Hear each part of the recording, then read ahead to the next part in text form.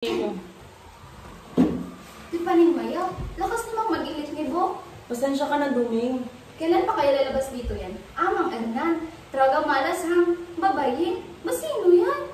Ewan, hating gabi kayo diyan ipasok dito. Kawawa naman, dugo-dugon siya. Okso siguro yan o kaya sige-sige. Nagbakbaka naman siguro. Mukhang bata pa. At may itsura ang sabihin mo. Tepane, parang combo. Silence! Magapatulog man kayo. Yawa. Sibok naman, kunting lamig diyan. Di silang sukaran. Nagapuyat ako kagabi. Galaking sugat niya. Kilala mo siya, Bo? Diin kong ibig yung gigis. O ayan, gising na. Mama, magandang umaga sa inyo. Ganyan din sa'yo, ano nga no? Tony Hong pangalan ko. Kayo, kaya sige noong Ernani. Alba, di ho ba? Ako nga. Nababasa ko ninyong mga akda. Hanga ko sa inyo. Salamat, Tony. Ako gid, dihin mo kilala. Duwanin na ang libok. Alias Thompson Jr., big boss ng Batsigan. Maray Padrino, yeba. Kayo, domen hong palayo ko. Walang alias. Okso, sige, bahala na. Very good, ginsama kaming Batsinggang ha. Salamat, Bo, pero sawa na ako sa mga gang. Sa mga barkada, dahil sa barkada eto, magdadalawang taon na ako dito sa big house. Mukhang makulay ang... Pwede ba, Tony, kahit pa piyaway-abidamo mo sa'yo ang iyong buhay? Hold it, Tony boy. Ba't nagalaslas ang imong tiyan, Ben? At terrible yung black eye mo? Yawa. Makakaya mo ba, Tony? Pumuga si na Silver Boy kagabi na hindi ako sumamay, sinuntok ko. Mabutit kanya nailagan kong saksak dito. Kundi nasirang Tony na ako ngayon. Pero ang di na ilagay yung sakit na pinggas. Nagpatay-patayan lang ako kaya aruy. Sa narinig kong usapan ng nurse at tanod kagabi ay 3 ang natatay. Tila 5 ang patawin. Ang iba ay nahuli. Ang kalayaan sa ngalan mo kay dumamig humahamak sa aming kamatayan. Mabuti tumanggi ka, Tony. Kundi tay kong masakit yan ay sa kana. Huwag kayong mag-alala. Kaya ko ito. Mula nang nadala ko rito, nag-iba ng takbo nang naisip ko walang ibubungang mabuti ang kasamaan. Malaking utang na loob ko kay Padre Bena sa aking pagbabago. Totoo nga naman, walang utang na hindi pinagbabayaran. May parusa sa bawat kasalanan. May sinabi ka, Tony. No, dice. Tony, kung sila malalaki, naganap ko milyon-milyon ba? Sige lang, Andre. Basta may lagay, basta may padrino. Malilihiyon ka, Bo? Relihiyon. Wala kwenta yan. Dami-dami nagasimba pero ginuloko sa kapwa. Dami gadasal pero ginako ginasmagel. Yawa. Mabuti pa why na tayo mag-usap tungkol sa relihiyon? May katuwiran si Doming. Ang paksang relihiyon ay masyadong kontrobersyal. Paris ng iba't ibang ismo kaya. Di dapat pagtalong. Pero Mang Ernan, ba tayo matatakot magtalo? Kung walang pagtatalo, walang pagkakaunawaan. Kung walang pagkakaunawaan, walang pagkakaisa. Ang mga taong di nagkakaisa, pero may nag-aaway. Tama yan. Ngunit ang pagtatalo'y dapat lamang sa taong malaki ang puso. Hindi sa mga maliit ang pinagkukunan. Pero pinahahanga mo ako, Tony. Nag-aaral ka ba ng batas? Ba, may kakaibang lamsik ang iyong diwa. Elementarya lamang ko ang natapos ko. Kasi nga naman, kasa mga bugado akong magsalita. Berber, mga pare yung storya ni Tony. Limbithin kita, Bo. Isang araw sa klase namin, yun na Padre Bena. Marami kang mapupulot doon at pakikinabangan tiyak. No kendo, kung nightclub pa, all that time. Beno, ako'y buhay sa isang karaniwang pamilya sa Tondo. Empleyado si tatay, gwapo siya, pero malakas uminom ng tuba at mahilig sa karera. Napakabait ng nanay ko. Kahit kulang ang inintrigang sahod ni tatay, edi siya nagagalit. Pares ng iba, isang araw ay nadiskubre ni nanay ang lihim ng tatay ko. Meron siyang kilida, natural. Nag-aaway sila, umalis si tatay, iniwan kami, awa naman ng Diyos Natapos ko rin ang elementarya, valedictorian ako. Valedictorian? Siga ka, yeba. Namatay ang solo kong kapatid na babae. Malubha si nanay. Na-hospital siya. Naghahanap buhay naman ako, pero unang din kasi mahal ang lahat. Nakakahiya pero dahil sa barkada, natuto akong mandurukot, mangagaw, magsugal. Naglabas-masok ako sa welfare bill. Inilipat ako dito pagkatapos isang taon na lang ang natitira sa sententa ko. Ang tatay ko ang may sala ng lahat. Mabuti naman, idestino ako ni direktor sa aking library. Nagpagbabasa ako roon. Mahilig ako magbasa ng Magaling! Ang pagbabasa ay nakapagpapayaman ng isip. Sabi nga ni Bacon ay nakalilikha ng tunay na lalaki ang pagbabasa. mahilig din ho ako magsulat. Teka muna, Tony, anong nangyari sa tatay mo? Mula nang umalis siya ay di na namin nakita o nabalitaan. Kaya kinalimutan ko na siya, hinamuhian ko siya ng labis.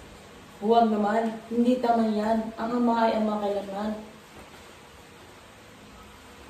Kung magkita kayo, anong gagawin mo?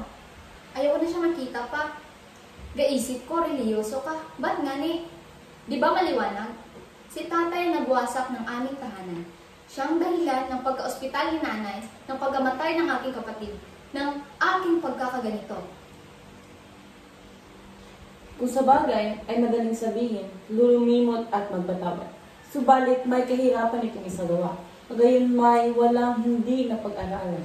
Kung talagang ibig, ako, di ninyo na itatanong ay nagawa ko rin patawarin ang mga naghangad ng aking pagbagsak. Malaki ang inyong puso, Mang Hernan. Malawak ang saklaw ng inyong puso, Mang Hernan. Malawak ang... Pambihira kayo? Salamat, iho. Ngunit alam mo ba ang pinakamabigat kong kasawian ay ang di pagkakaroon ng anak? Biyedo kayo? Hindi. Buhay ng aking asawa. Mabait siya, maunawain, mapagmahal, mapagkatiwalaan. Pero, ang mag-asawang walang anak, hindi ganap ang kanilang kaligayahan. Ilang taon na kayo, Mang Hernan? 45 na. Si Timpid. Ang aking lolo si Tinta na. Gaanak pa. Gaano na kayo katagal dito? Sabi. Nakakaisang taon na ako. May isa pa. Alam niyo question de prinsipyo ang ipinasok ko rito? Binayaran ko lamang yung mata. Nasabi nga ni Bok ay si Timpid lang ay ligtas na ako sa pagkabilanggo. Eh ba't naman kayo namultahan? Kakaiba ang aking pagkamakabayan. Ay isang araw ay sinunog ng isang kapisanang pinangungunahan ko ng maraming aklat na immoral. Mga aklat, kasaysayang mali-mali ang mga ulat, mga nobela, comics at magazine at iba pa na nanakaw lang sa iba ang nilalaman. Nahabla kami at namultahan ng hukuman. Dahil nga sa prinsipyo, inibig ko pa ang kabilanggo. Malayo naman akong nakapagsulat dito kung sa bagay. Maari mo bang paturusin niyo ng pagsusulat? Kay dami kong ibig sulatin kasi eh. Tulad ng isang veterinaryong mag-aalahas, agad kong nakilala ang batong may mataas na uri. Ituturing kitang parang tunay na anak. Mapapamahal ka rin sa aking mabait na may bahay. Meron din kaming ilang ari-arian pag-aaralin ka namin. Kibutin niyo, may pangako rin si Padre Bena. Pag-aaralin din daw ako, pero nakakahiya na atang pumasok sa klase, baka... Ang karunungan iyo ay walang kinikilalang edad. Ang totoo ay walang katapusan itong pag-aaral ng buhay ng tao. Ganyan din ho ang sabi ni Padre Bena, Mang Hernan. Ang dunong ay yaman. Ikaw, hagdan kapangyarihan. Walang marunong nagkakaanak ng alipin.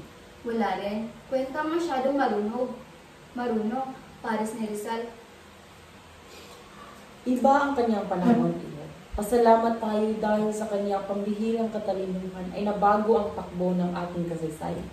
Kailangan natin ang marunong na lider, Tony. Yaong taong matalino na'y makabayang pa. Hindi gahaman sa lapit karangalan. Hindi mapagsamantalaan. Yaong walang kolonyal mentality. Kolonyal mentality? Ano yun? Diwang alipin mo. Pamamanginoon ng mga dayuhan. Walang sariling panindigan. Bantay! Didoso pang buang naisip siguro magatakas tayo. Yaw ba? Paano nga may trangkaso, lumpo. almoranas, galas sa sangkyan. May iba ko. Mang Hernan, ba't kayo na ospital? Hindi naman. Sang tanong, Mang Hernan, nagagawa bang makata? Isinisilang sila, Doming. Maalala ko nga pala, di ba't ikaw, Tony, ang tumula ng dumalaw itong minsan ang presidente? Ako nga ho. Ang binibigkas mong tulay, Pilipinas, tigandang tula. Alam ko, kayong gumawa nun. ibig kong malaman mo ang tulang ito'y kasama sa paglabas kong aklat ng mga tiling tula. Kabilang na roon ang mga isinulat ko rito. Anong pamagat? Sinag sa Karimlan. Sinag sa Karimlan. Wow, gandang pamagat. Bagay, babagay sa atin. Dito, kailangan ng mga nasa dilim, ang sinag, ang liwanag. Walang taong hindi lalambangan ng dilim. Lubhang makapangyarihan ang Karimlan, subali na itataboy sa dilim. Sana'y mabasa ko yon. Bibigyan kita ng city at marami pang iba. Lubhang makapangyarihan ang Karimlan, subali na itataboy sa dilim. Berber, Dome, gistorya mo naman pare. Ako'y ahente ng siguro. Malakas ang aking komisyon. Isang araw, buhat sa isang probinsya. Ay, muwi ako dahil sa bagyo. Magugulat pero matutuwa ng asawa o. Sabi ko, sa kusina ako nagdaan. Pero ano nakita ko? Sos, ang asawat ko't matalik ni kaibigan eh. Huling-huli ko sila, nagdilim ang paningin ko. Binaril kong tribal. Nang tumalon sa bintana, napatay ko siya. At nabilanggo ka dahil doon? Bakit ganon? Hewan ko nga ba? Nakikiramay kami sa iyo, Domi. Alam mo, Tony, ang bilangguan ay hindi lamang para sa mga nagkakasala. Ito rin para sa mga sinamaang palad, sa mga kawawa, sa walang malakas na padrino, sabi nga ni Bo. Ben, ay mo waswas? Sexy? Para sa Haki, siyang pinakamaganda sa aming bayan. Kinuha siyang maghartista.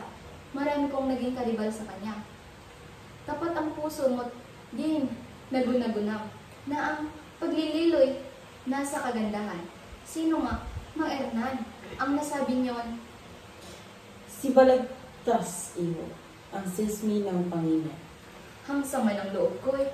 Yung pinakapantalik ko pang kaibigan. Binata ka pa, Tony. Ano? Ikaw, Bo, binata rin. Huwag kayong pakakasal sa masyadong napakaganda. Ape, sa akon gano, todas lahi sila lahat pag ako ginaliko. Kaya masalungat ako sa sinabi ni Kits na, a thing of beauty is a joy forever. Dahil sa kagandahan ay daming tahanang nawawasak at patuloy na mawawasak.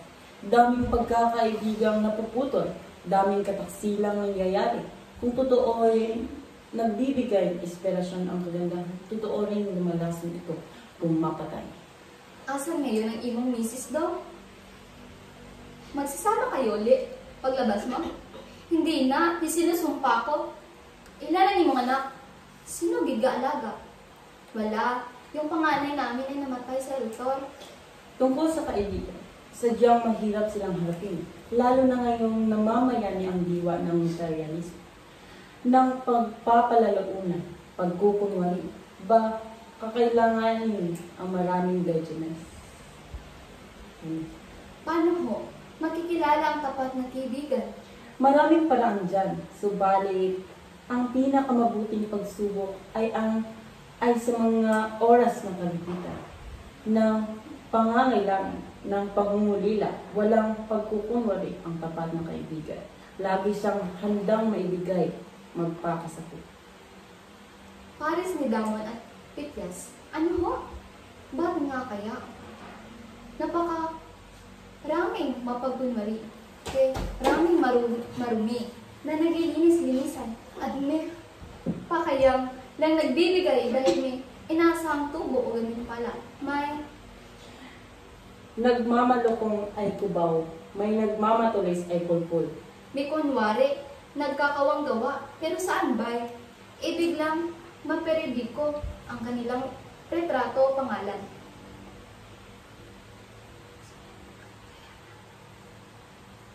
Kaya nga kaibigan natin ang mga relasyon o pagbabagong buhay.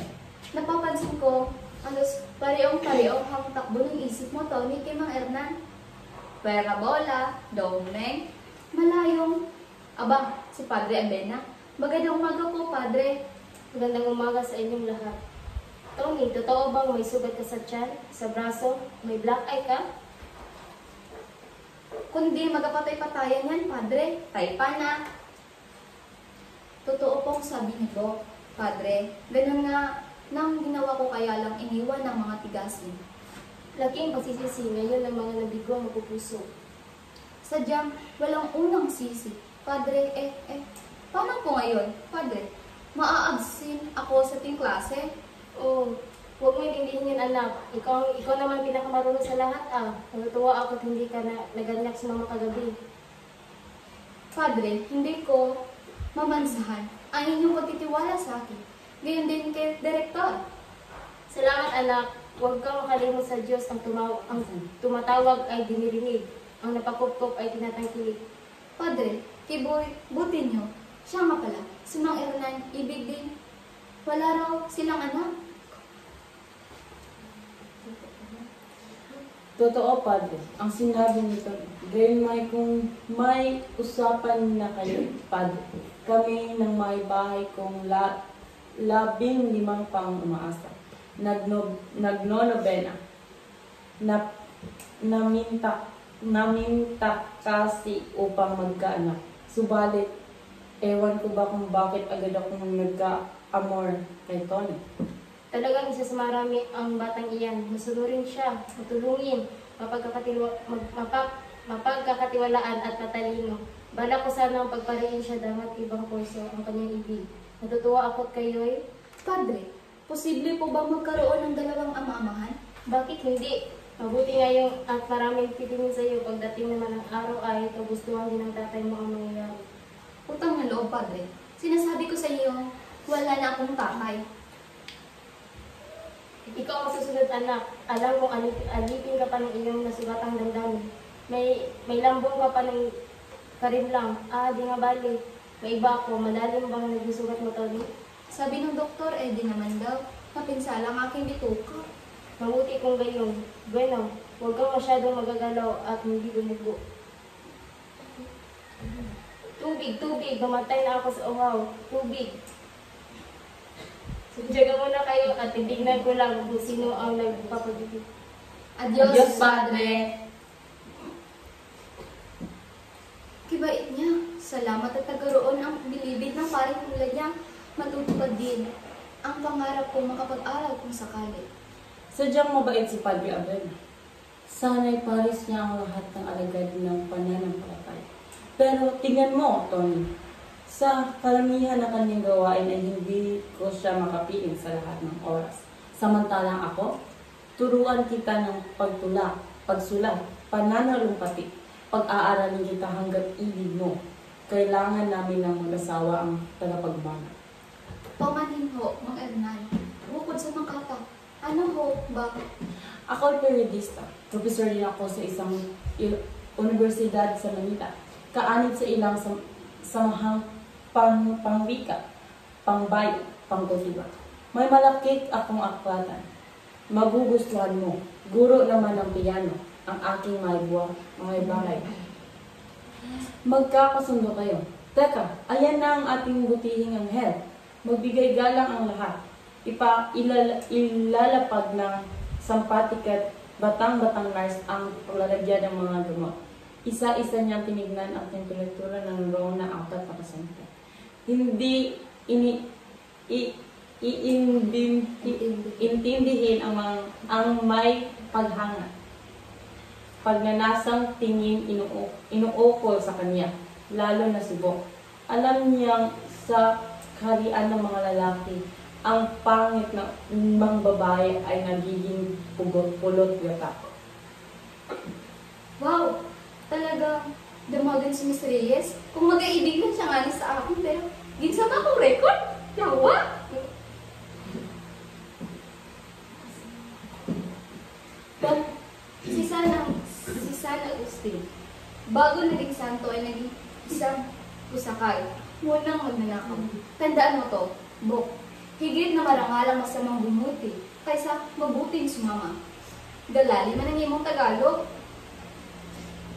Malay natin, baka maging santo ka rin, Bok. Tama ka, Mang Hernan. San Bok? Santo-santo gid ng mga kuldaper. Nakakahiya. Yawa. Pero biro, napansin kong may ibig sabihin ang tingin ni Tony at Miss Reyes. Lalaban ako ng pistahan na magtapat ka, Tony. May pagkakaunawaan na kayo ni Miss Reyes, ano? Jackpot ka, Tony boy. Sus, talaga man. Materyales, swerte si Miss Reyes. Ingit ako sa imo. Listo. Ayan na naman. Hangtayban.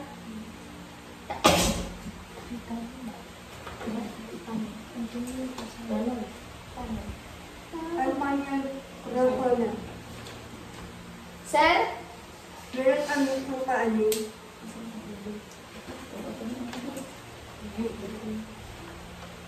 Bisita? Asan, sir? Sino ho siya? Sino ho siya? Kilala ba niyo, sir? Tulunod, yung inan sa kanya. 45? Well, anin. Papunawan na ba? Papunta na ba dito, sir? Sino kaya yun? Ba, siya ang una kong dadala sa loob ng 2 taon. Baka tatay mo yun. Baka naman isang kamag-anak. Gwapo bang imong derpa? Paris mo, Tony. Paano niya malalamang narito ako? 6 na taon. City jail, welfare bird, Muntinlupa. Imposible. Hindi. Hindi maaaring siya. Huwag mo pong itulot, Diyos ko. Sino man yun ay may kapit siya. Kundi di siya makatutuloy dito. Ayun! Siya na siguro yung dumarating. Kasama niya ang dating tanod. May kataasan si Mang Luis. Nakasalamin siya ng may kulay. Mababasa sa kanyang anyo na siya'y dumarana ng maraming suliranin. Isang manhid na barong Tagalog ang kanyang suot. Sunog ang kanyang balat. Gayon may halata na rin kanyang kagandang lalaki. Nag-aapat na po pa lamang siya, subalit mukha ng lilimpuin. Paggagalain niya ang kanyang sabik na paningin. Pagkunway, ituturo na naman ang tanod para sa kanya ang pinaghahanap ng hindi kaagad namumukhaan. Pagtatama ng kanilang tinginang anak, nakatanaw ng muto si Tony. Akibat ng matinding tuwa at mananabik ay pasugod na lalapit ang ama sa anak. Tony, anak ko. Walang imik na pagyayapos ang tila na tatandaang si Tony. Magpapalipat-lipat ang kamay ng naluluha sa galak na ama sa buong katawang mutya ng anak. Pagkakaraan ng ilang saglit, sa gayong ayos ay pabigla at walang kibong magwawala si Tony. Kahit nakaramdam ng kirot at tatayo, siya't uurong ng ilang hakbang. Tutok niya ang sugat sa tiyan. Tiin ang kanyang mga bagang, may apoy sa mata at iaalon ang kanyang bibig. Mapapansin si Mang Luis ang mga sugat at balakay niya. Anak ko, napano ka? Hindi rin tutugon si Tony. Patuloy ang pananalim ng kanyang sulyap. Ang panginginig ng kanyang ugat sa kalamnan ng kanyang panga, ang paninikip ng kanyang dibdib. Samantalay, walang kibuan ang lahat.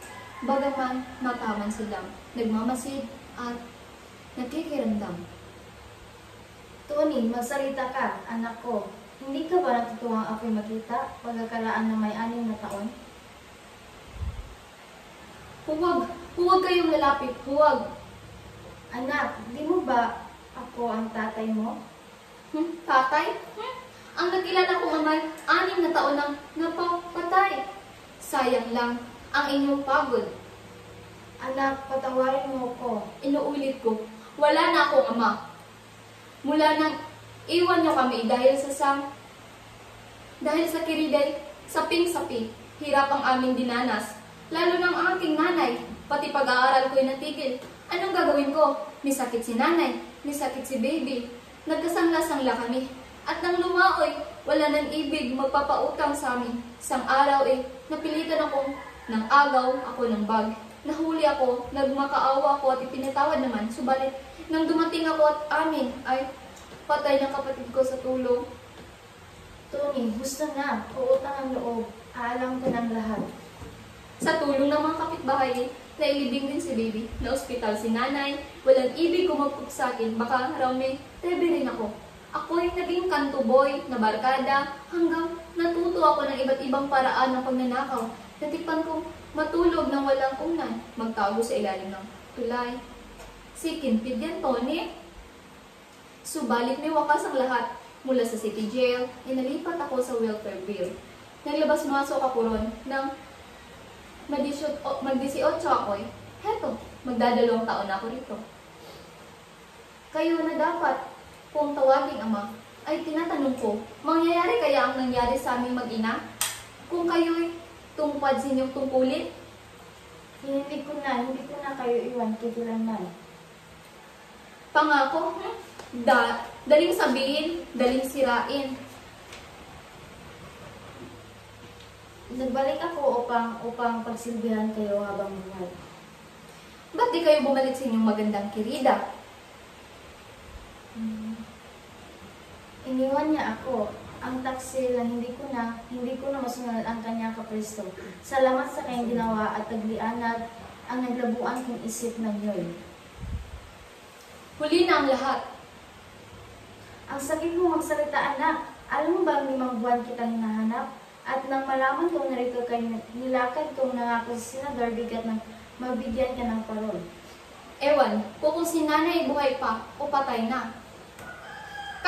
Kayo ang sanhi ng kanyang kasuwian. Aroy! Buhay ang nanay mo, anak. Nagkita na kami. Magaling na siya. Buhay? Salamat sa Diyos! Pinatawad niya ako at nagkasunungan kaming hanapin kita, anak. Magsasama tayong muli. Mahal ko si nanay, ngunit kayo, ibig ko pang mamatay kaysa sumama sa inyo. Durugo ang bibig ng huli. Sa bahaging ito, naningani ng lundaginibok si Mang Luis dangat makakambatan siya niya ang Ernan na huwag maghimagsok sa sandaling ito'y Tumatawarin mo ako, anak. Lalo lamang ninyong pinapalayo ang ating daigdig.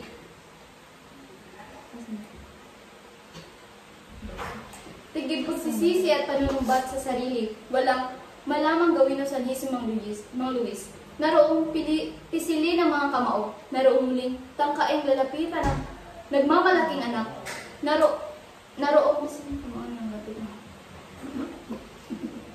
Naroong tanawin si Mang Erna na parang nagpahabag at nagpapatulong. Wala namang inikanang nagmamasid.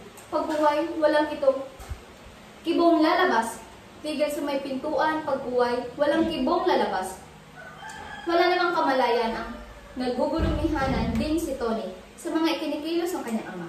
Muling, babalikan ni Mang Luis ang nakatungong bunso. Subalit, hindi maisasagawa ang balak ng pagyapos dito. Mapabuntong hininga na lamang at tiimbagang naalis. Magkakatitigan sina Mang Erran, Bok at Doming. Pagkalipas ng ilang saglit ay dahan-dahang nauupo sa gilid ng kanyang terehas. Si Tony, kagat niya namang mariin ang kanyang labi.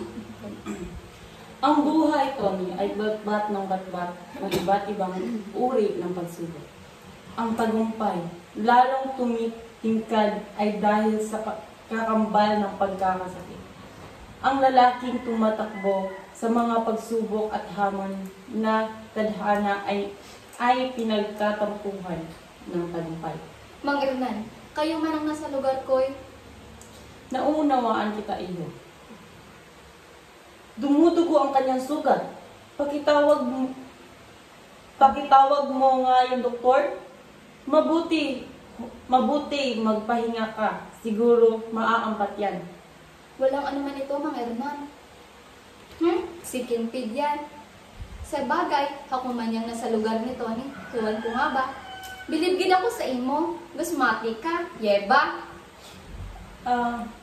Kung masusunod lamang ang mga tao ang pananalangin ni San Francisco ng Assisi, siya'y sana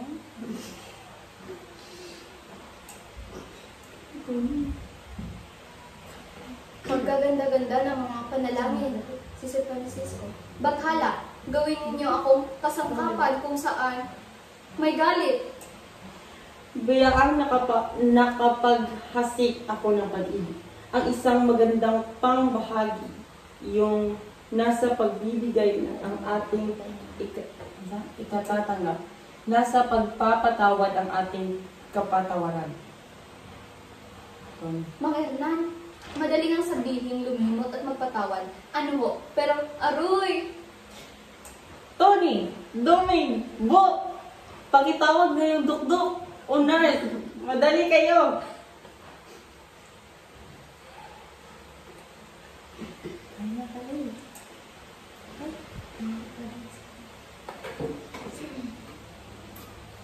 Balswalis yan?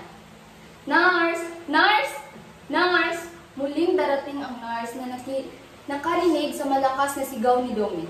Agarang lalapatan ng pampaampat ng dugo ang sugat ni Tony. Samantalang nanagamutan sila ay siya namang paglitaw sa mga pintuan ng magkakasama ang Padre Ben at Mang Luis. Walang imik silang nagmamasid. Sariwa pang sugat mo, kaya huwag ka muna magsalita ng malakas. At huwag kang magpagalawahati. Paglabas ko rito'y pupunta ako sa inyong bahay. Ngalid, Miss Reyes pala. Sabi na pwera muna ang salita. Pag sinuway mo ko, isig ka. Okay. Oh, ayan, tapos na. Be good ha, Tony, promise. Maraming salamat, Miss Reyes. Hindi kita malilimot kailanman. Alam mo na yan, matagal na.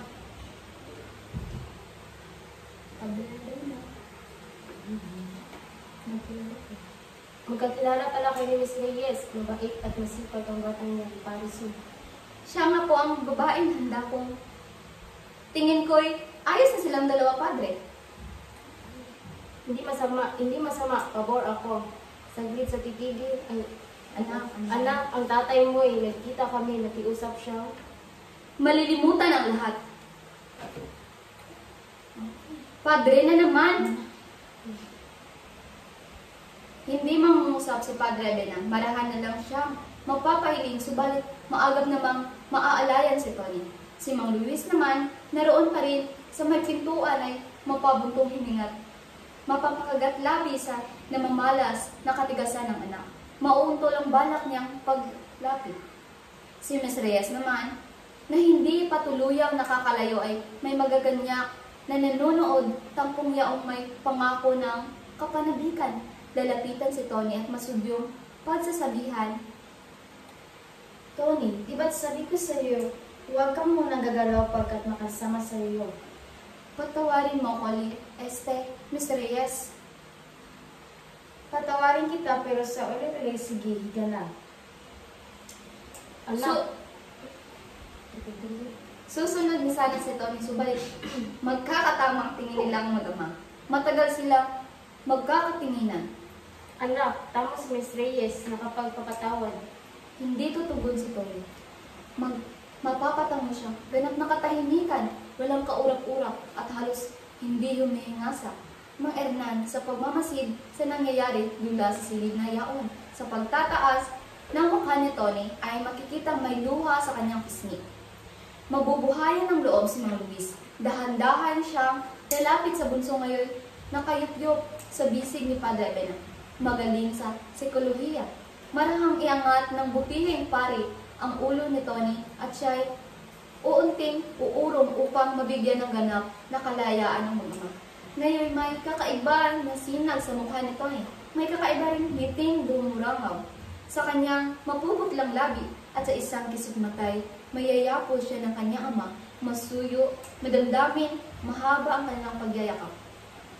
Katulad ng dalawa, mapapaluha rin ang lahat, maging ang may bakal na pusong sibok at ay mapapakagat labi, mapapatungol ng marahan.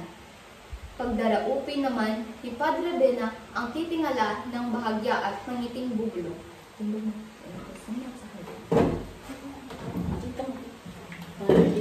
Sinang sa Karimlang.